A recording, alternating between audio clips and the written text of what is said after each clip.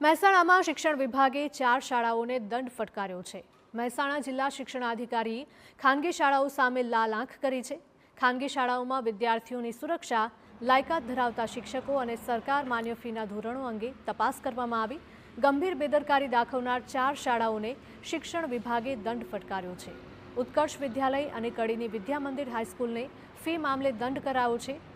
ખણુસાની Saint Joseph high school કે જ્યાં 1 વર્ષ અગાઉ વિષ કરંટથી વિદ્યાર્થીનું મોત થયું હતું, ત્યાં હજુ પણ સલામતીના નિયમોનું પાલન ન થતું હોવાનું સામે આવતા તે સ્કૂલને પણ દંડ કરાયો હતો।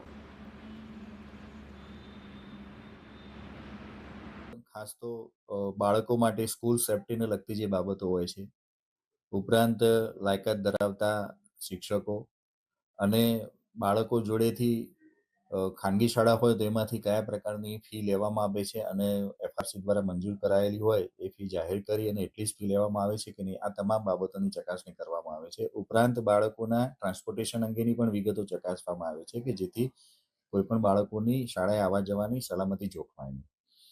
આવી તમામ વ્યવસ્થાઓની ચકાસણી કરવામાં આવે છે।